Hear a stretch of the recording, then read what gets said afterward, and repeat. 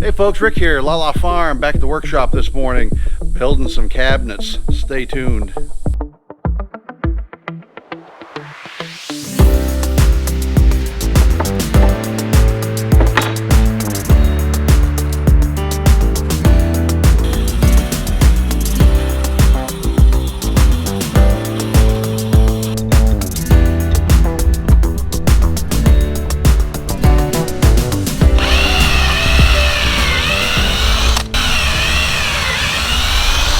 So we are back at the workshop this morning. There's this, my family laughs at me. I've got this ongoing project in my workshop where I just build on my workshop. So, eventually I will build things.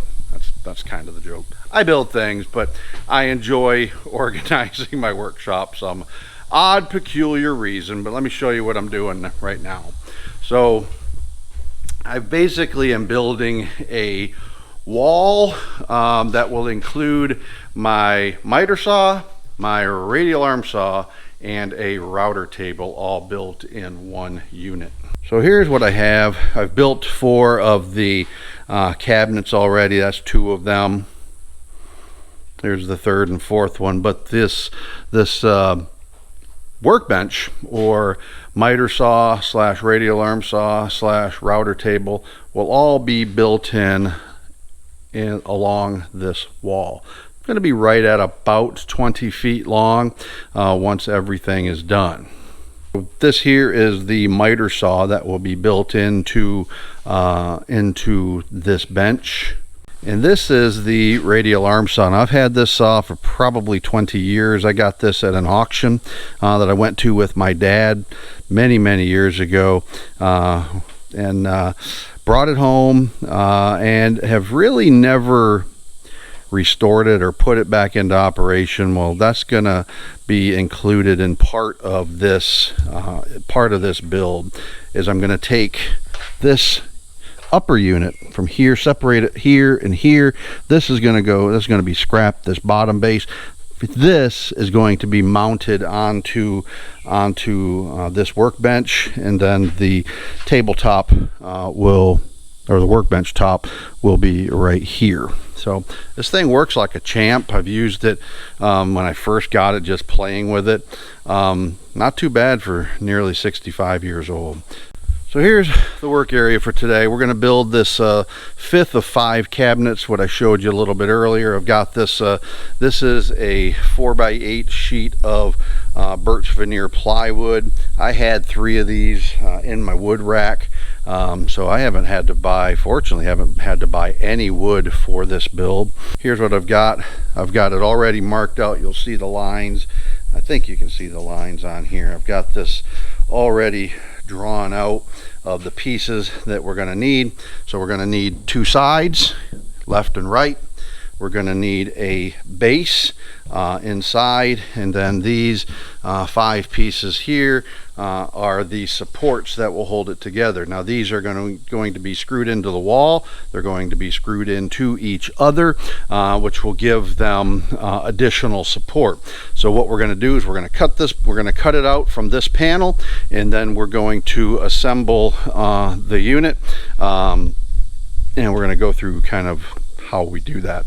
This is to put this together, I'm using just standard wood glue and pocket screws, using my Craig pocket screw jig. So let's get to it.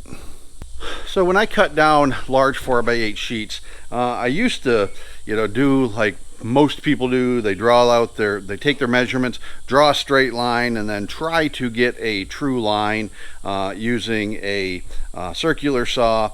I've graduated. Everybody knows who watches this channel knows how much I love trying new tools, working with new tools. So I've graduated to a track saw. What's a track saw, you ask? This is half of my track saw unit from True Track. Not sponsored by True Track, but this is a wonderful product. And I'm going to show you how I use this. So I'm going to use the track saw to make 3 cuts. I'm going to use the track saw to make this cut going from side to side, and this cut that will separate the sides. I'm going to use the table saw to cut these here. I'll probably use the track saw to do this one too. I'm going to use table saw to make these smaller ones though. So no more talking, just cutting.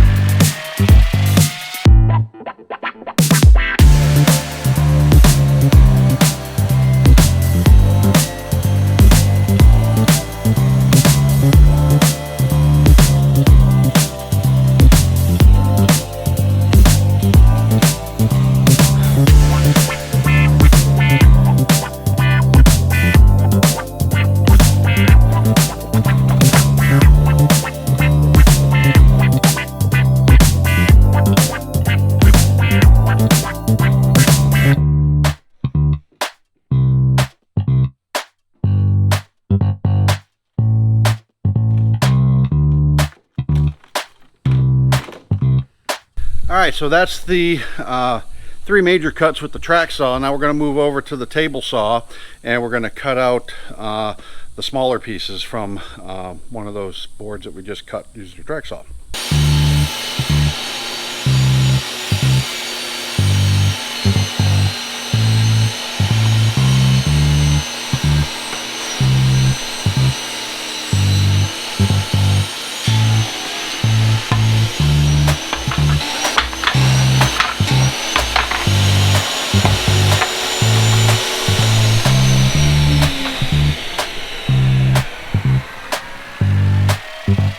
All right, so here's our pieces that we just cut out. This is the bottom base. These are the 2 sides.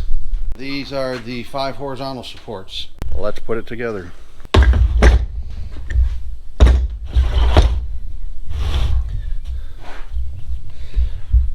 So this is a little trick that I learned several years ago. Saw it again just recently. I think it was a couple of months ago in Popular Mechanics magazine.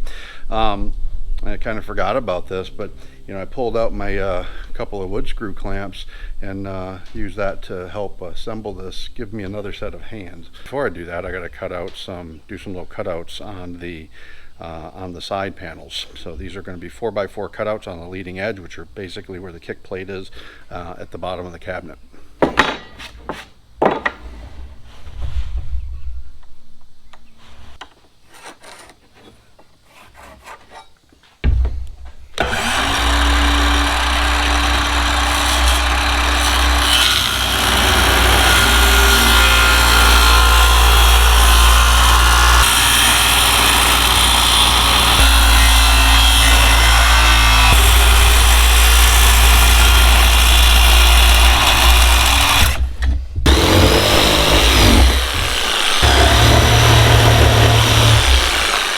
All right, now we're going to start to set up now that I got the kick plate cut out.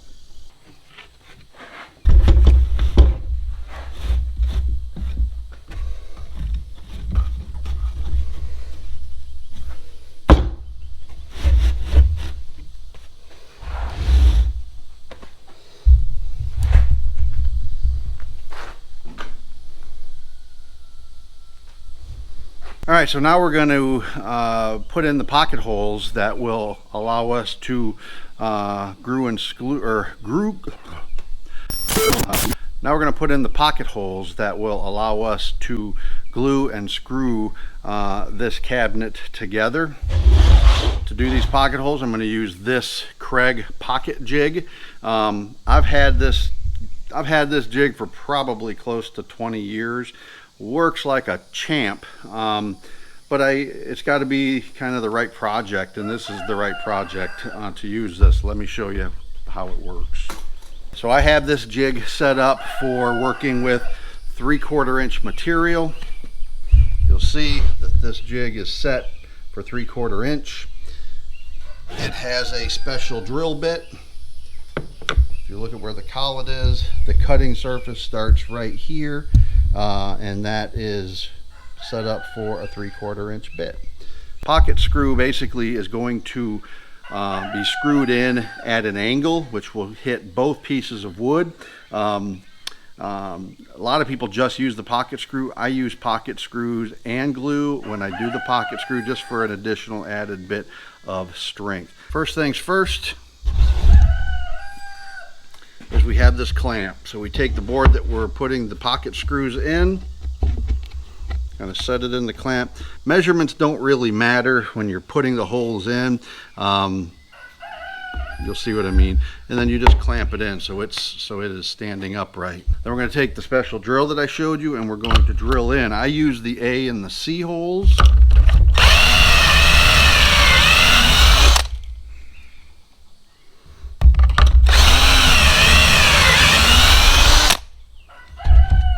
Unclamp it, and that's what we get, are 2 pocket holes.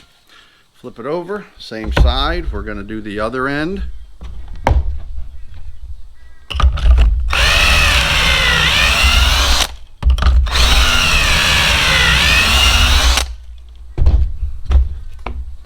Now we have that one drilled as well. So when this goes in, we will use a Craig pocket screw. I'll show you what that looks like.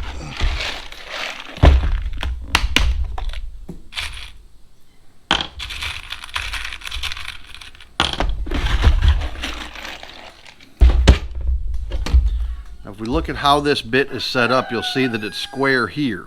So when the screws, the Craig screws, are put in, the screw is going to go into the end of this bit just like this, but where that flat part is on the screw, it's going to sit right there where this stops drilling. So that's as far as it will go in.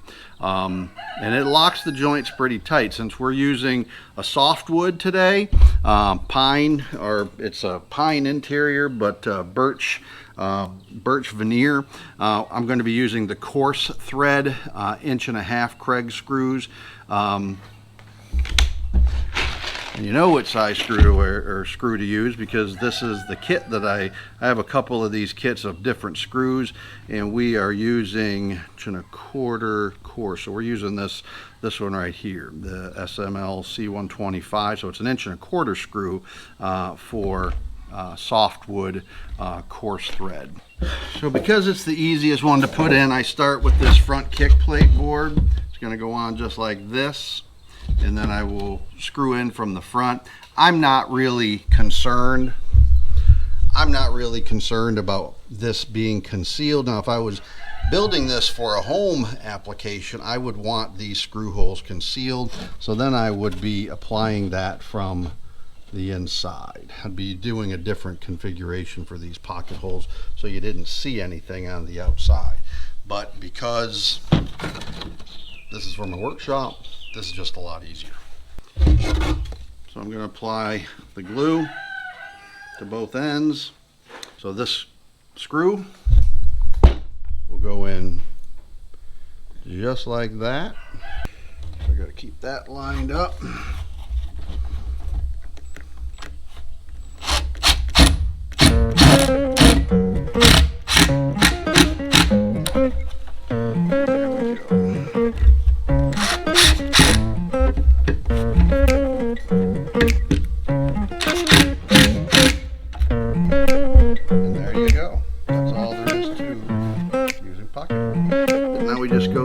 Same thing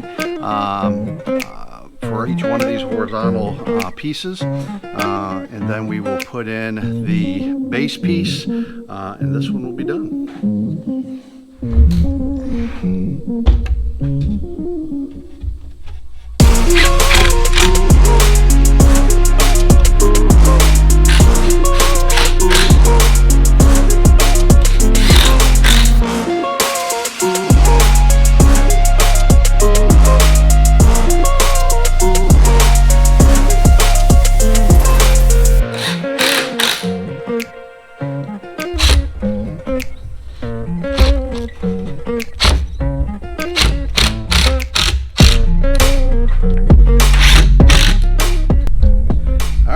Left is putting the base on, and then this one is done. It's that quick.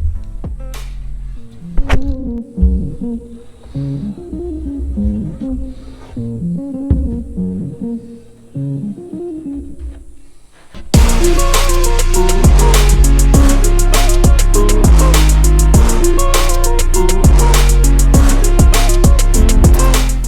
to put this in, I use a pin nailer. Pin nailer is essentially a pneumatic nail gun, but it uses what's called pin nails that are so fine there's no head on them, and the holding power is pretty darn incredible. So that's what I'm going to use to secure the base. Then we're done. All right, some of you may not be aware of what a pin nail is, so I'm going to show you real quick. So if we take these pins out of here, that is a pin nail. It's all it is. So on this, there's probably 70 pin nails in here. There is no head. It is shockingly strong, particularly if you put 2 or 3 pins in a piece of wood. You're not going to manually pry it apart without tools. So let's go ahead and get this thing attached. And we can also pin nail from the side, so I just put a 4-inch spacer on the side so I kind of know approximately where the baseboard is without having to measure.